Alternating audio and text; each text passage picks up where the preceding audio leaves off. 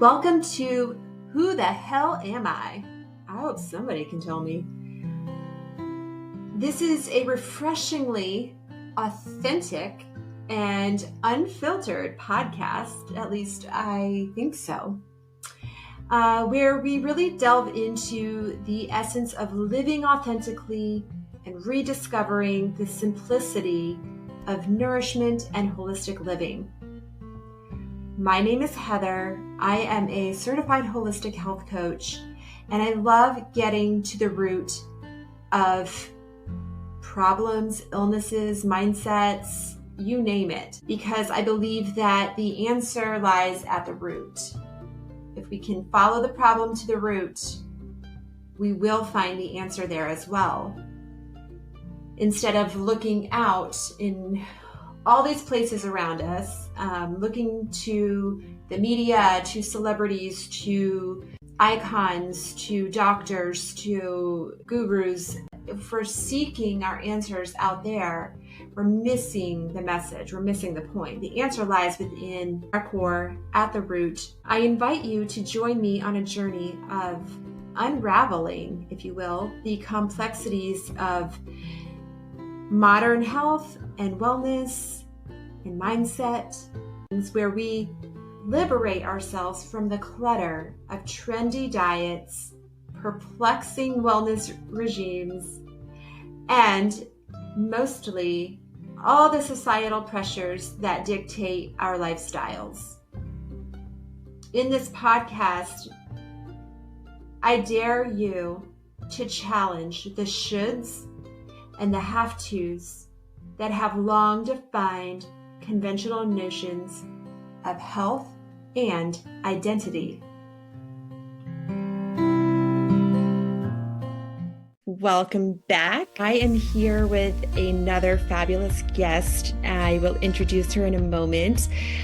We are still recording the series, The Whole Leader, and this series is really focusing on various aspects of health and wellness as it relates to leadership, business, success, money, all the things. And what I've enjoyed the most about all the different guests that I have had on is no two conversations are the same.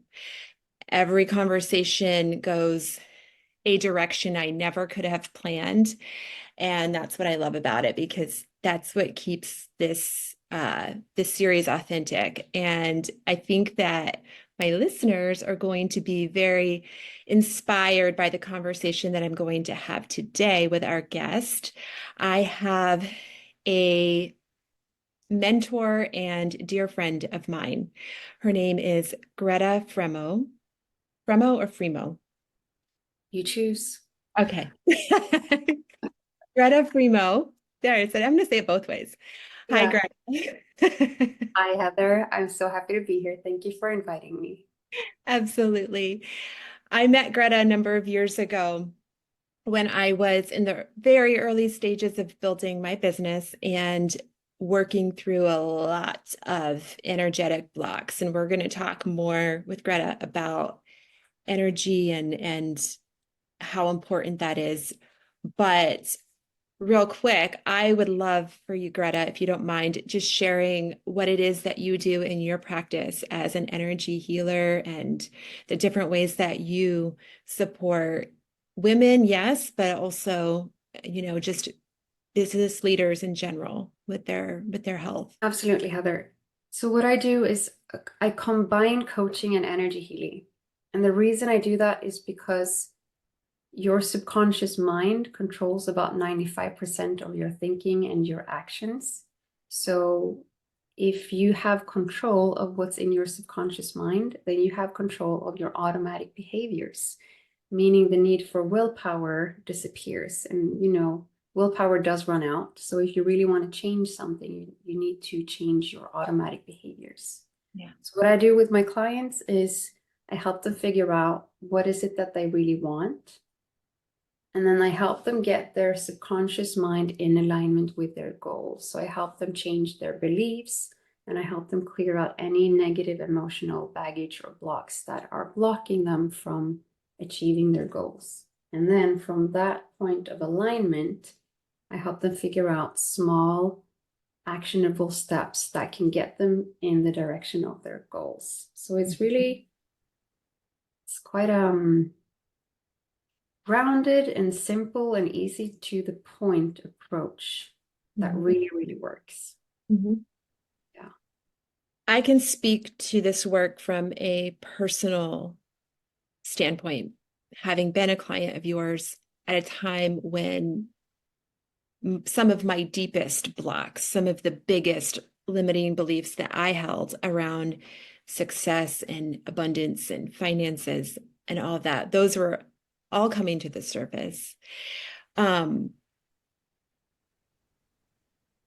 curious, what are some of the most common limiting beliefs that you find come to the table? Or is it a variety? Is it ever really, do you notice a pattern in your clients? There is a pattern in humanity, I think. And the biggest block for almost everyone is believing that you're not enough. Mm. If you can correct that, you can really shift a lot. Believing you're not enough, believing you're not worthy, those, and also not loving yourself. Those three, be feeling enough, feeling worthy, and loving yourself. Those are the three biggest blocks, I think, in most people. And ultimately, if we're not enough, if we're not worthy, if we're not loved, at our core as very simple humans, that means death, because that means we're not worthy of being part of the tribe. We will be cast out, and that means we will die. So it's almost like there's a fear of death associated with it at a level that we can't even see. We don't even know that it's there. Mm-hmm. Mm-hmm. Which is powerful when you say it that way, because I think that most people, myself included, until you become aware that that is the level at which your subconscious believes these things, right? Yeah. Until you work with someone like yourself who helps you to recognize and become aware of that, what a ginormous impact. If you're going through life and you're living and acting and behaving from those deep-seated beliefs that are so strong, that belief that I am not enough, which means I am not accepted, I am not safe, right? Life is at risk. Mhm. The impact that that's going to have on absolutely every part of your life. Yeah. And the one you mentioned about not being safe for women, that one is huge. There's been research done on how important the feeling of safety is for women and how often we feel unsafe. I don't know if you've heard about this. This lecture goes into the seminar with men and women, and they ask the question, how many of you have ever feared for your life? And so a lot of the people, not all the men, but all the women and quite a few of the men raised their hands. And the next question is, how many of you have feared for your life within the last year? All the women raised their hands. Many of the men's hands go down. And then the next question is like within the few weeks, still almost all the women's hands are up, hardly no man's hands. And then like walking from the parking coming here, and still a few women are raising their hands, but no men. So the difference there in women and men, and how we have this fear for our lives a lot of the time, not feeling intrinsically safe. And I've been going through a really stressful period lately. Like I've basically been on a purple cloud, a pink cloud for 10 years with no stress.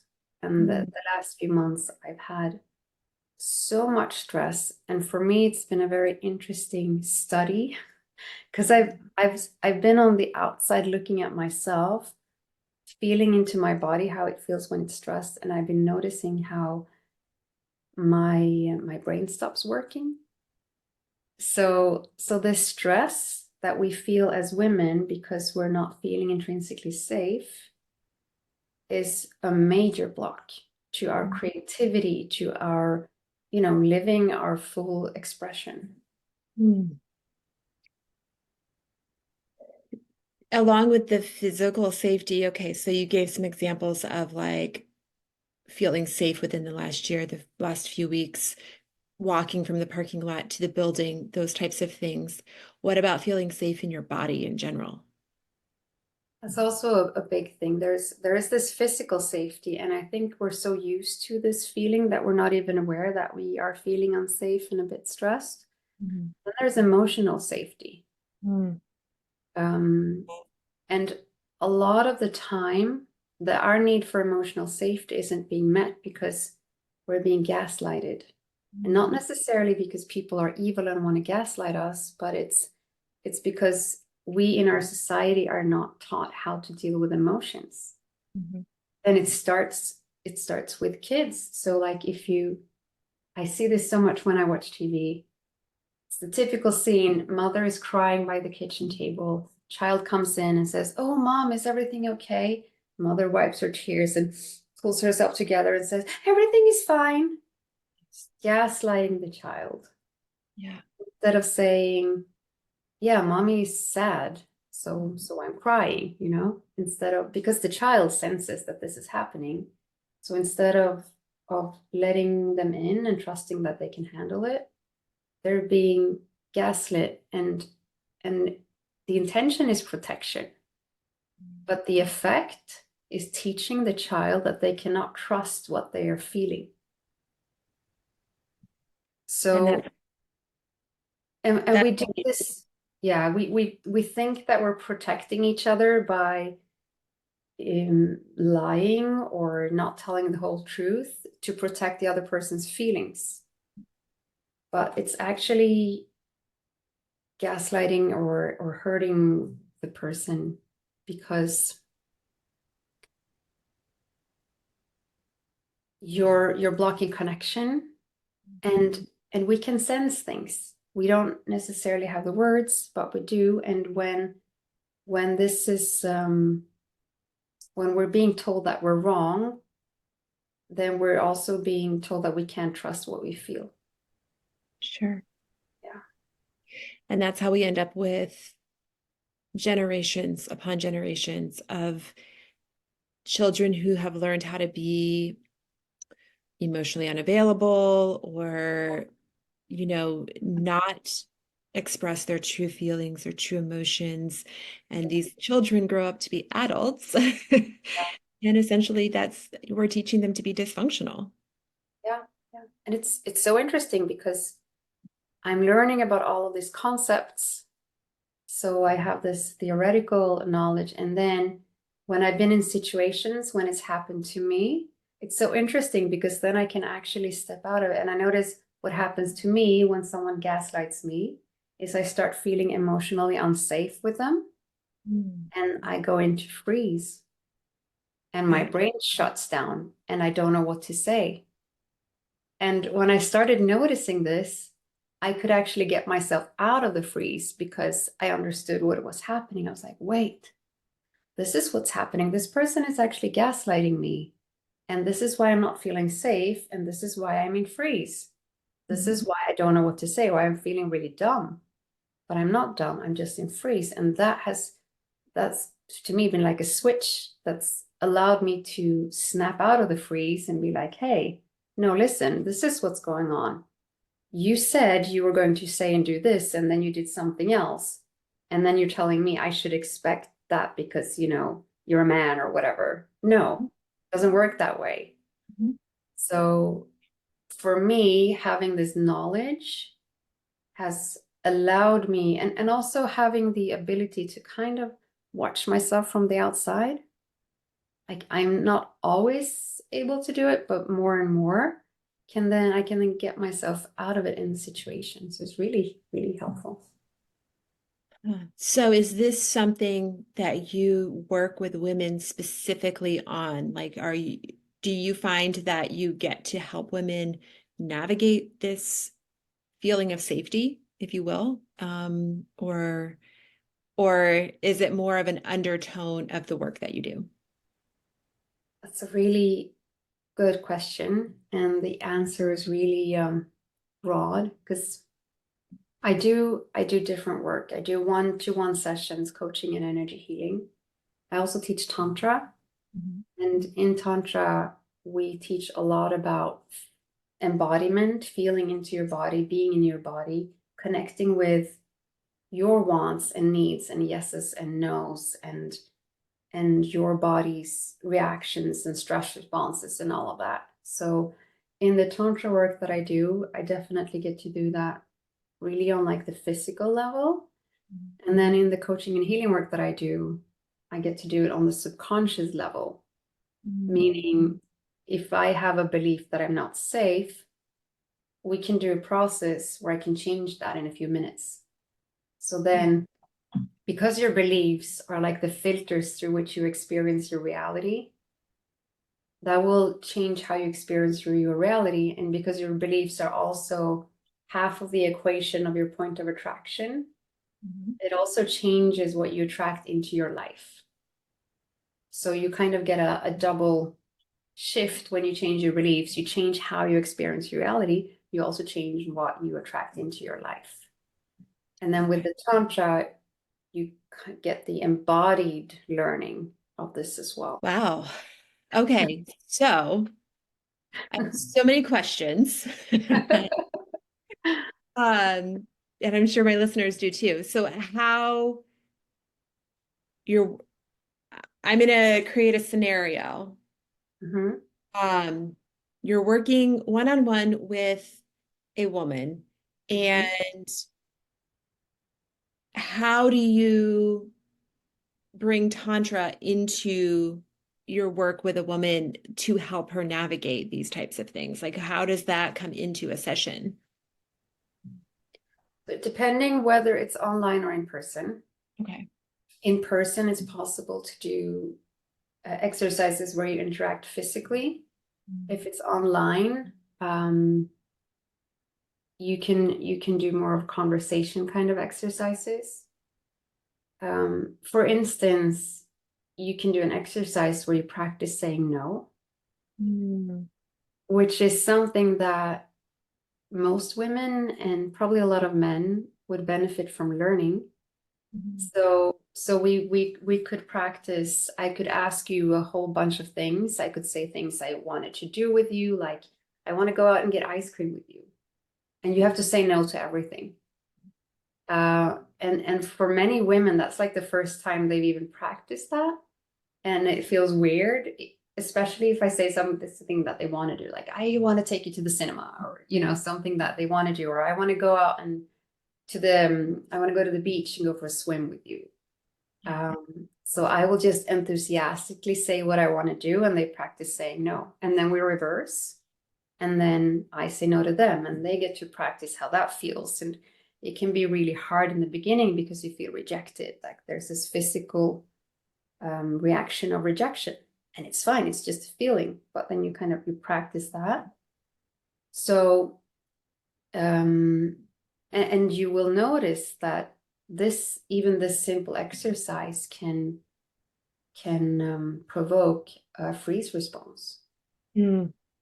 And then you notice that, and you're like, okay, this is interesting. When I'm feeling pushed into saying yes to something, I freeze. So it's possible to do simple exercises like that online. But of course, for the embodiment stuff and the tantra stuff, I do recommend doing in person, like coming to one of my retreats or Okay. yeah. And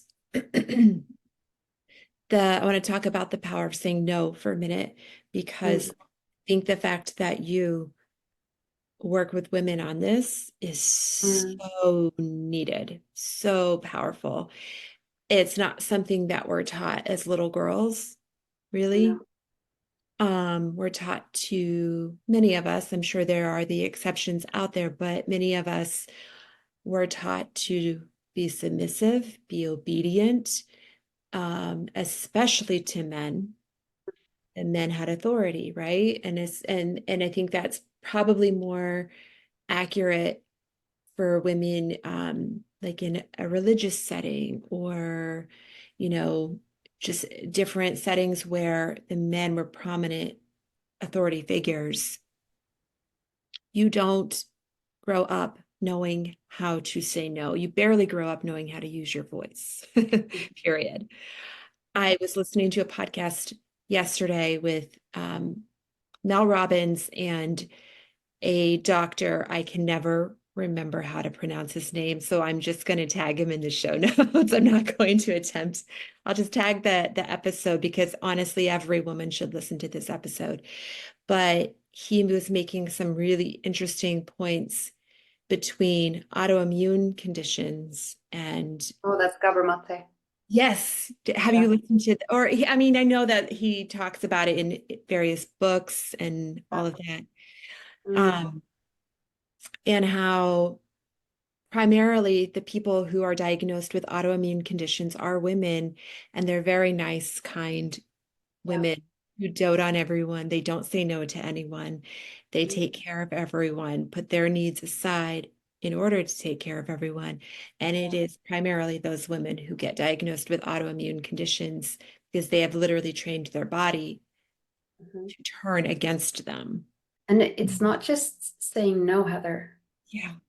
When I started exploring Tantra, there's a very common workshop that there's so much focus on consent and on boundaries, like nowhere else. Um, it's this should be taught in every school. And one of the exercises that is very common to do is called the 3-minute exercise or the 3-minute game. So Okay. basically, you work in pairs, and one person gets to touch the other person, and usually it's like from your elbow down to your hand. And you can decide whether the person giving will give for their own pleasure. So if I was touching you, if then I will ask you if I can touch you in a way that will feel good for me. So then it's for me, even though I'm giving and you're being touched, Mhm. you're actually giving because you're letting me touch you, right? Or I could touch you in a way that feels pleasurable for you. So then I would be interested in knowing, okay, what kind of touch do you want? Do you have any that you don't want? And so on. And then I would want you to tell me anything you can that will make this touch more pleasurable for you. And I noticed in the beginning, I had no idea what I wanted. I had no idea what I didn't want. And that was so interesting for me. Like I didn't know. And so in order to practice, I just started making things up. Right. And for me, that was kind of practicing saying what I wanted. But if you don't even know what you want or what you don't want, that has to be in place before you even start saying yes or no. But because we're not taught to have an opinion on that, we don't even know what we want. So for me, that was the first thing I needed to learn was to figure out what exactly am I okay with? What do I want? What don't I want? So for me, that was even and let alone having a voice. I did not have a voice for anything I wanted or didn't want. Like, sure, if there was something I really felt, not okay with, I would say no. But yeah, so Mhm. for me, even just getting in touch with what do I want and don't I want, and now seeing myself going from there to now really, I can like hear my body whisper to me. And when I listen, and then I can speak for her, and it's like, wow, now she wants this really soft touch, or today she just needs the grounding touch. So that has been a journey all in itself. And I think a lot of women could benefit from that, and a lot of men. Yeah, absolutely. And I could see that being so powerful for a couple, right? If you can learn that together. Yeah. And it's funny because I was thinking while you were talking about knowing what you want, voicing what you want, how we're not taught that. Just last night, I was going to dinner with a girlfriend and she said, "Where do you want to go?" And I'm thinking back to this conversation, and this is definitely something that I struggle with. I want to make sure everyone else is happy. I want to make sure it's convenient for you. It's not too far for you to drive. It's the type of food that you want. And so Yeah. my response is not, I would like this. Yeah. Response is, well, we could go here. Or if you want this, we could go here. Or what about this? Her Mhm. response was, how about Indian? I was like, Indian is great. And then it's like, let's go here. And she was just so definitive and like decisive. But I was thinking about that when you were talking, like even noticing in our everyday lives, like conversations like that, like what would you like? And how we say, oh, I don't care. I don't know. What would you like? And then not feeling, again, I don't know if it's deserving or Mm. like our voice matters or our opinion matters. I have a question for you. Mhm. How did you feel when she was so definitive and decisive? I admired it. Yeah, felt good, didn't it? Yes. Yes. And I've noticed that when I am really clear with people, they appreciate it. It makes them feel safe. Mhm. Yeah. And I think that when we are not that way, we think we're being caring, we think we're being thoughtful, Mm. but is it actually having the opposite effect? Because when you say you recognize how much people appreciate when you are that clear and that straightforward and Yeah. why. Yeah. So it makes you, think and kind of take a second thought on, okay, well, how can I apply this in my life in ways, even outside of a tantra session? How Yeah. can I start to practice this on a daily basis Yeah. and change my personality? And if you think about it, when you're with a friend or with a lover or with a family member, whoever it is that you love, Mhm. you want to make them happy. You want to make their life better in any way you can. And when they share with you the little secrets to how to make them happy, how to make their lives better, what they want for Christmas or whatever it is, then they are giving you the gift of knowing how you can make them happier. Yeah, And it's the same way the other way around. right. So you're not the only good person who wants to make people happy. Other people want to make you happy as well. So you can actually give them the gift of telling you how to make you happy. Like I was visiting a friend a while ago and I was going to stay there for a week. So I said to them, listen, I'm going to need a hair dryer while I'm there. Do you have one? And they said, no. And I said, well, if you could get one, that would really make me happy. Mm. And I didn't expect them to go and get a hair dryer, but I shared that, I really can't stand my hair being wet after I shower, so I can need to have a hair dryer to be happy. And then they had the choice. And there was a hair dryer when I arrived, and the thank you for letting me know what you need to be comfortable. Mhm. So, and for me, that's really been a journey. Mm. Really, for me, it really takes a lot of womaning up to express my wants and needs. Yeah. And I did not grow up with any role models doing this. My role models expressed their needs through manipulation. Mhm. And I did for the longest time, like with my ex-husband, I hardly ever said what I wanted. I wanted him to figure out what I needed and then do it because I didn't want to have to tell him. I probably didn't feel worthy of voicing my needs. And this is what I saw growing up. Right. So then I've worked through this because I don't want to manipulate people.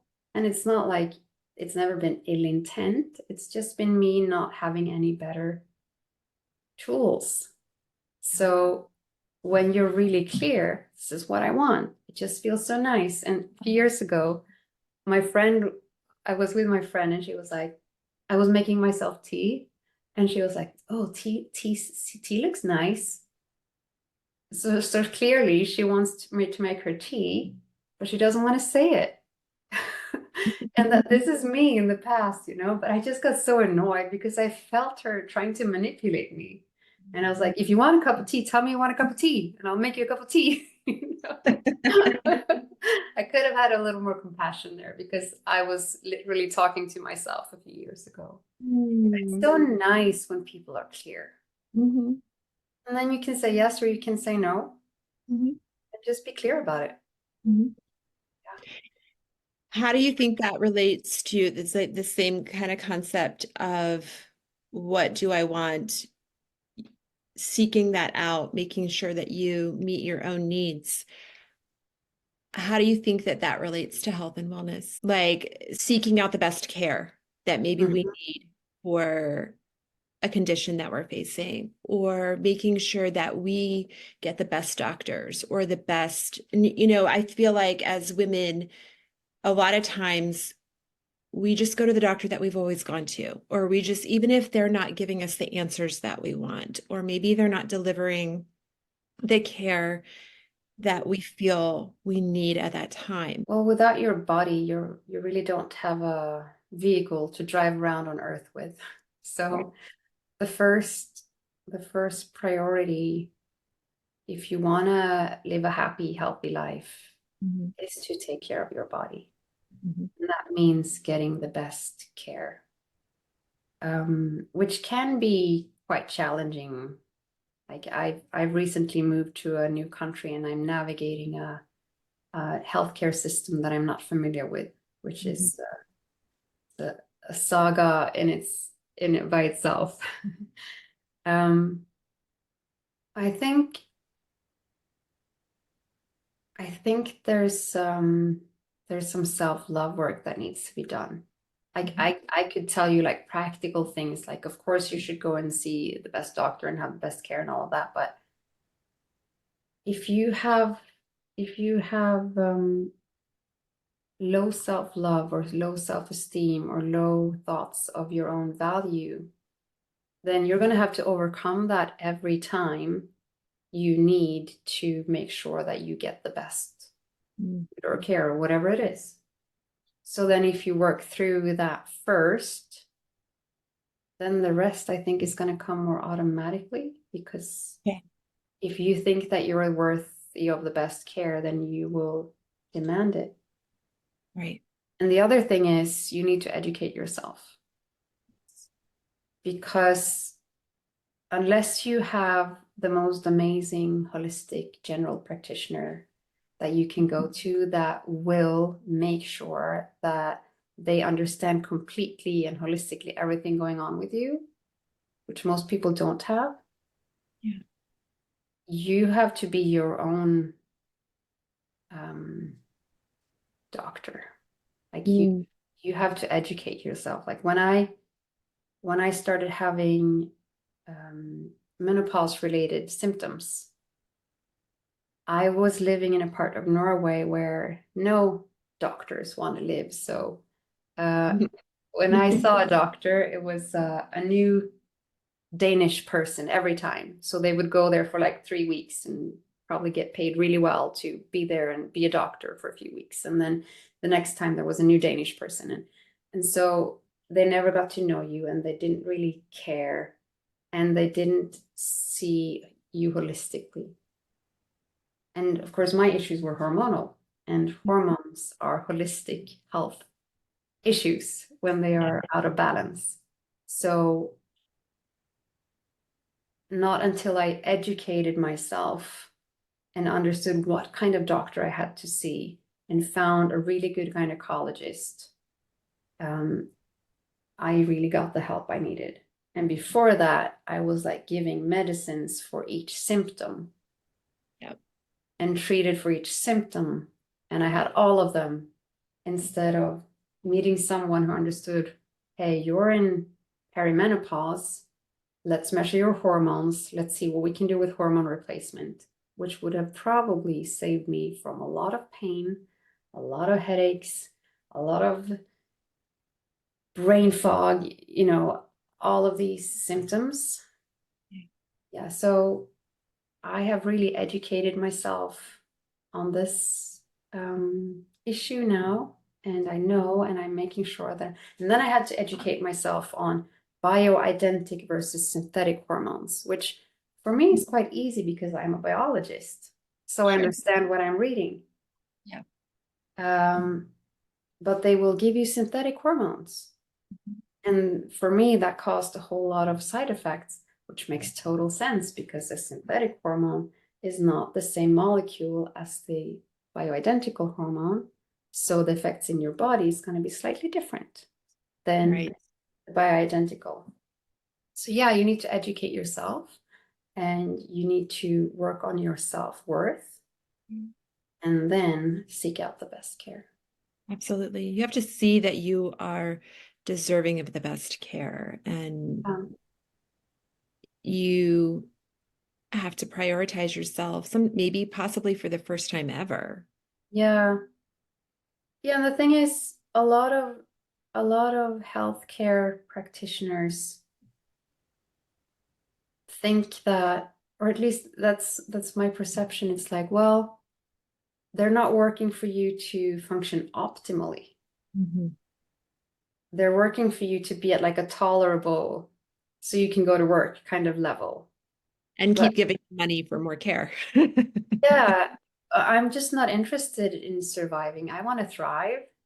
And if there is anything I can do that will help me have a better quality of life, then I want to do it.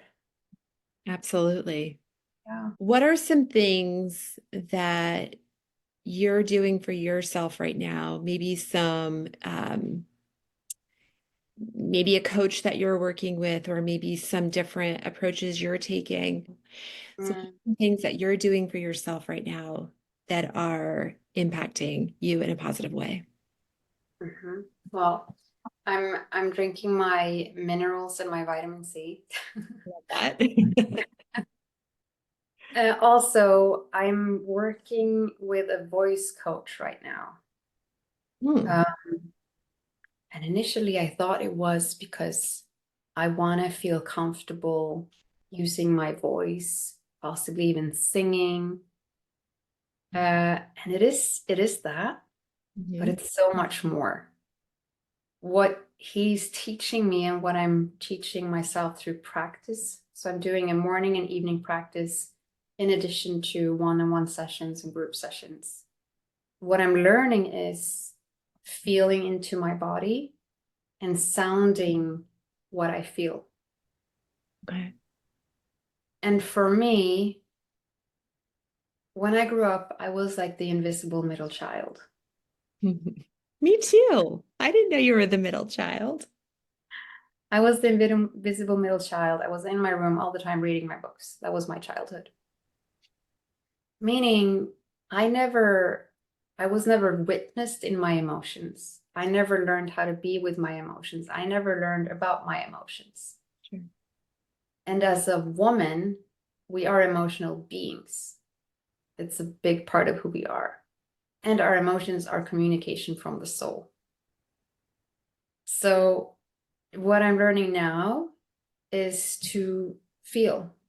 I'm learning how to feel my body. And so, I'm in a session or in a morning or evening practice, I can feel into my body. I can see if there's a contraction or a pain, and I can move my attention there and I can sound it. So it starts with breathing in through your nose and breathing out through your mouth with a ah. And then you expand that and suddenly there are all sorts of sounds and what happens is, I think, for me, I have this image of myself as this enlightened, not enlightened, but quite elevated and evolved being. So I have been judging expressions of emotions that I don't judge as worthy. Okay. And for me, the only emotions I have judged as worthy is like sadness or, sorrow and crying.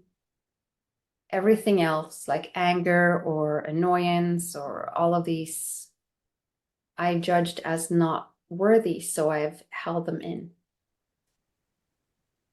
not expressed them, pushed them down, held them in. And I've spent so much energy holding all of this, holding myself together.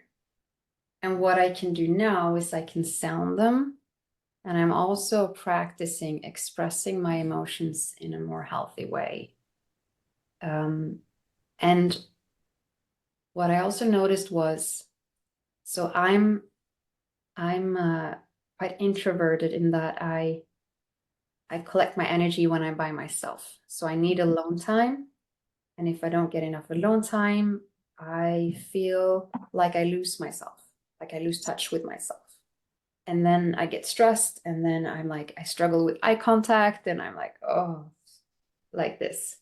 And when I'm in that state, I have very low energy, and I don't have access to these evolved ways of expressing my emotions.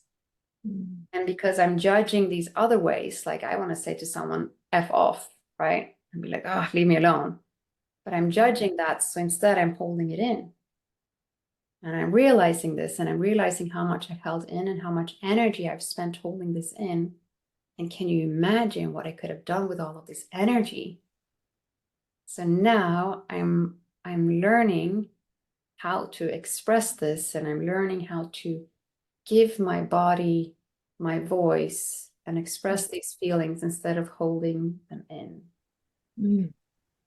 And it's really exciting. Like the other day, I discovered that how I cry has changed. So I've gone from crying in a very energy costly way and always had a headache after crying.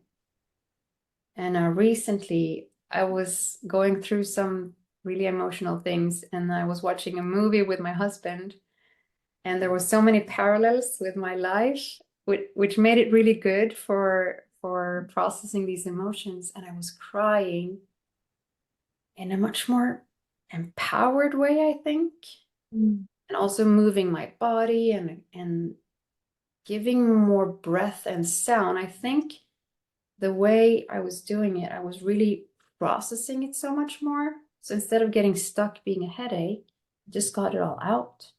Yeah. Yeah, and it's so amazing to notice these differences. So this work is really, really powerful. I love that. When you were talking about the vocal exercises and things that you do, so my boyfriend Bruce used to teach acting, and so the other day, earlier this week, when I was preparing for giving my pitching my business to some patients, right? And Yeah. I was practicing, and I was getting very frustrated because it wasn't delivering the way that I wanted it to, with the feeling and the passion that I wanted it to. And Yeah. he said, "Are you open to doing some vocal exercises?" And I said, "I am." Now, I'm not going to lie, I had some apprehension. I was like, yeah, this isn't going to work. What the hell is this going to do? And he had me start with some very similar exercises that you just did, that breathing and breathing in very deeply to my stomach, and then sending it out with like an, like just a little voice. And he had me do it, just like, but then 2 seconds, hold the voice for 2 seconds longer, hold it for Yeah. 4 seconds longer, hold it for 8, 16. Yeah. And so and that's what I found was, it was almost like I was hearing my voice for the first time. It was very interesting and very empowering. And so there's a lot, and that was just, I mean, we did that work for 2 days to help me prepare for giving this pitch, and it worked. And I ended up being so empowered and speaking much more dynamically in spite of nerves, because it's like I had gotten in touch with my voice and inner power in a way that I hadn't before. So all my apprehension before, just yeah, right. Yeah, this is work.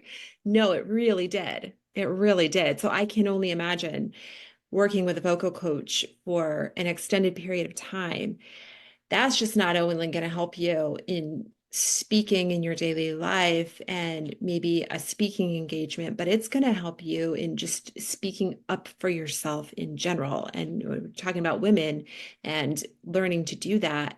What a powerful approach. Mm-hmm. Yeah.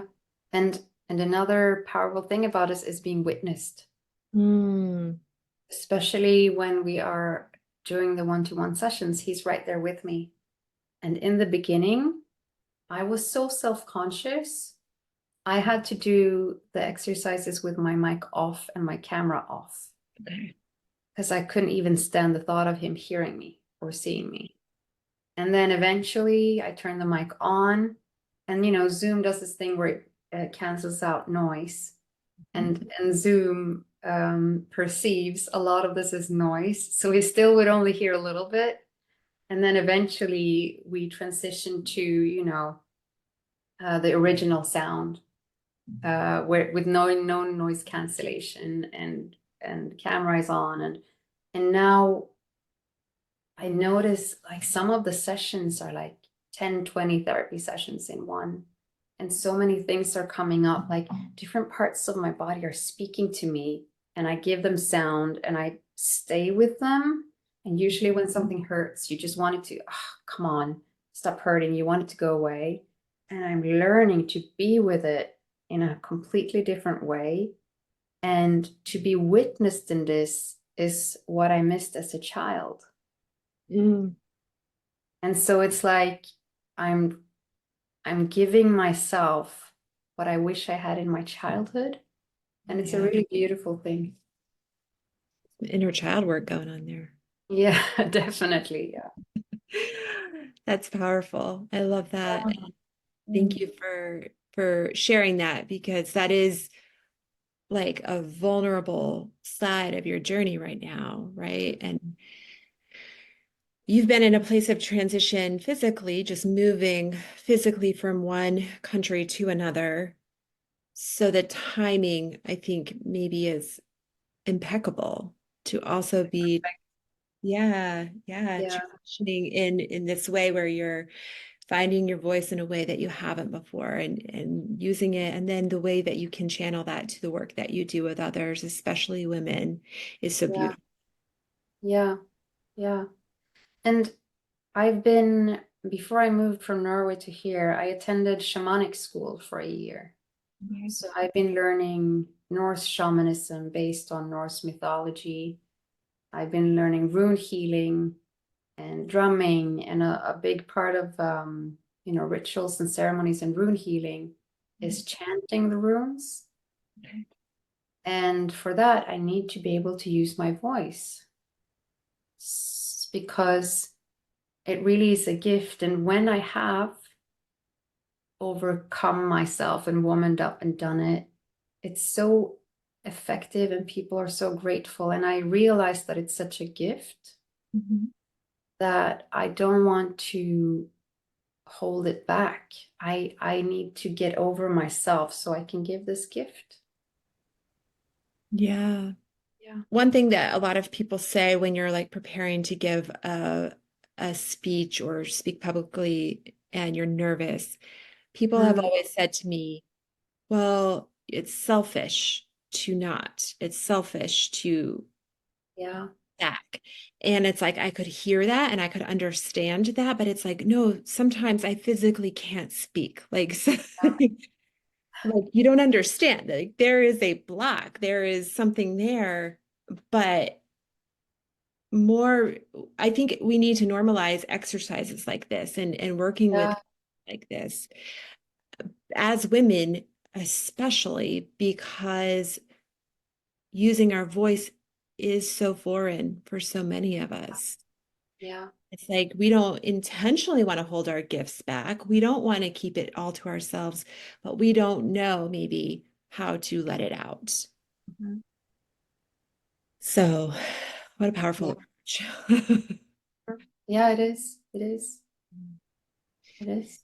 And when you learn, honestly, I think that having a deep connection with yourself, knowing your wishes, dreams, desires, wants, needs, yeses and nos, Mhm. and having the voice to share them with the people in your life. It's such a gift. Mm. It's such a big gift. I mean, take the example of the bedroom.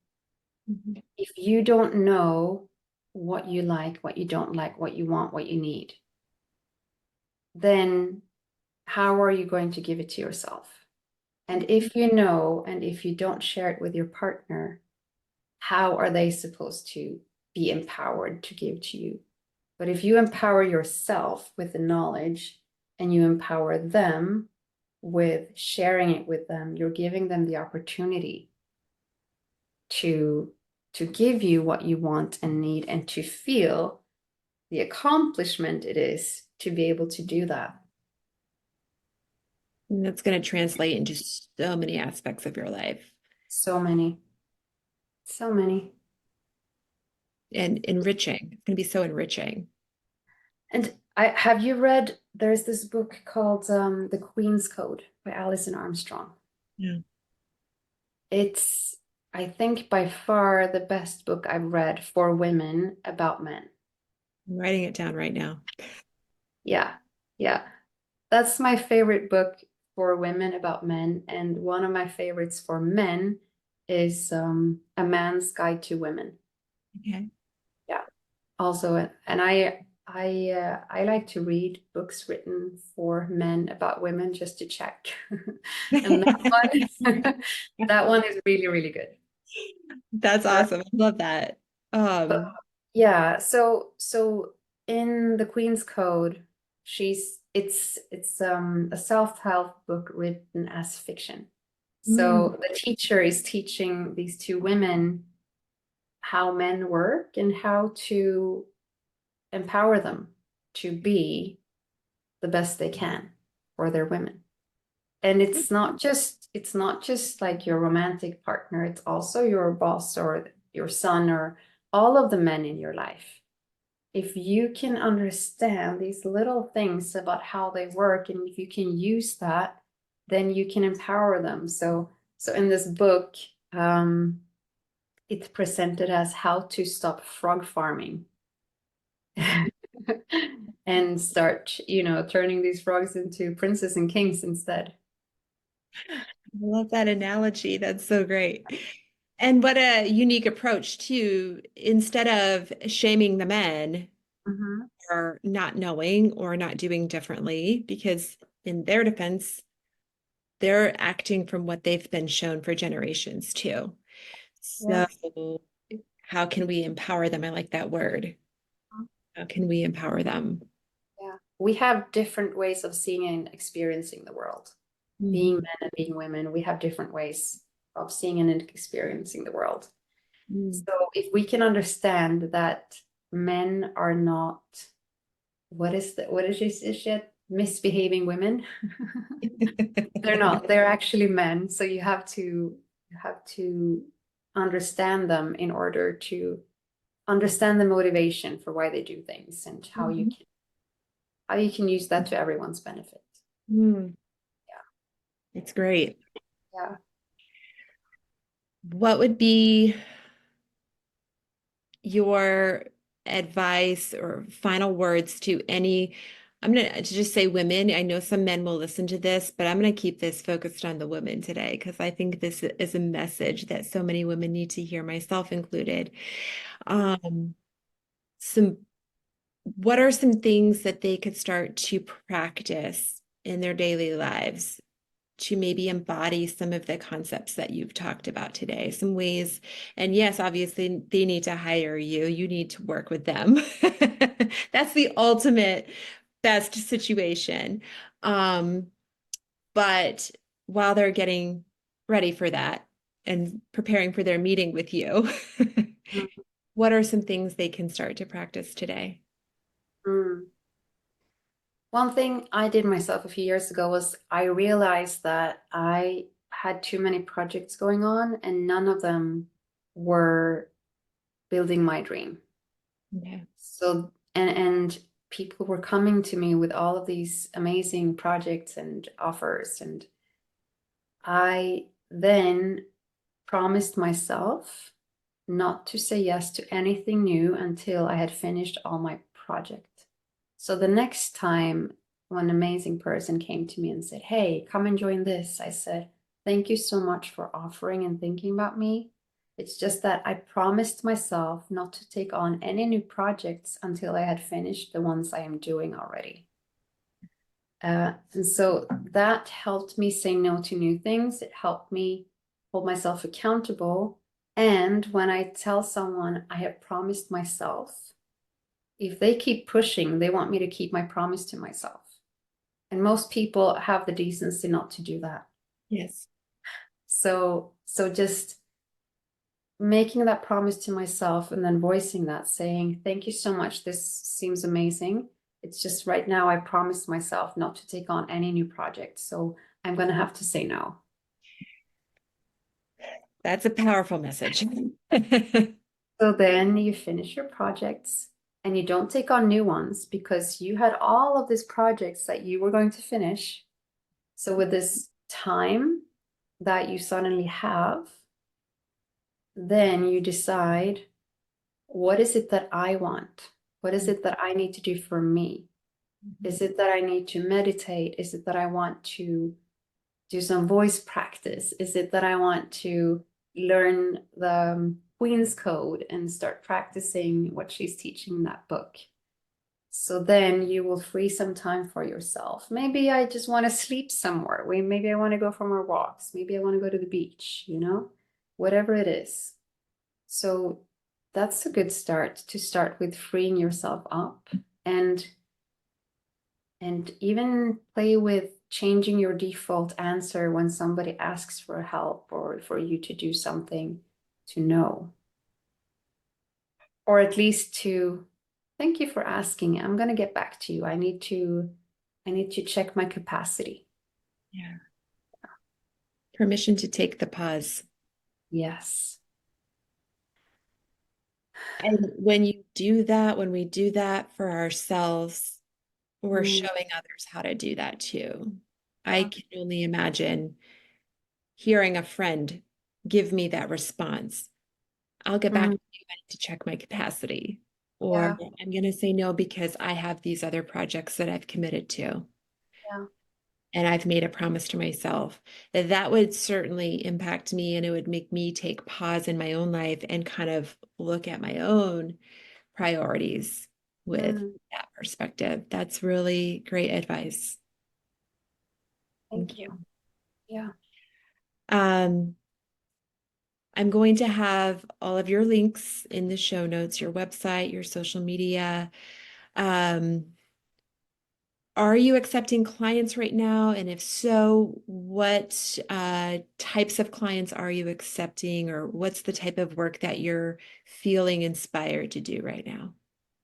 Yeah, I just opened up my calendar for the available appointments for November and December. So I am accepting new clients now, and the clients I want to work with are mainly women. I do occasionally accept men as well. I want to work with people who understand that even though changing your subconscious mind, changing your beliefs, clearing out your negative baggage is really helpful and effective, it's not a magic pill. So you have to do your part as well. You have to start taking new actions and make new choices as well. So I want to work with clients who are ready for change and who are willing to be responsible and do their part. And I really love working with people who already know a little bit about the law of attraction, about your subconscious mind, about all of that. I will accept clients who don't. It's just that then it takes a little more time to explain things. And I love when we can kind of get a flying start. So that's nice. But what I do is I offer a free 30-minute strategy call so that we can get to know each other and see if we're a good match. And if I feel like someone else would be better that I know, I will refer them. but it's important to have a good vibe when you work with someone, because this is really personal and vulnerable work that I hold space for. So to feel safe again is really important. Mm. Well, thank you for sharing your time and your energy with us today. I know my audience is going to benefit so much from this conversation. So thank you for holding space for it and having it with me. I love our conversations. We could talk for hours. We will spare everyone that today. But definitely reach out to Greta. She is someone worth getting to know and worth sharing your energy with. She's definitely a special person in my life, and I am so grateful to have her. Thank you so much. It was wonderful talking to you, Heather. Thank you. Have a wonderful day.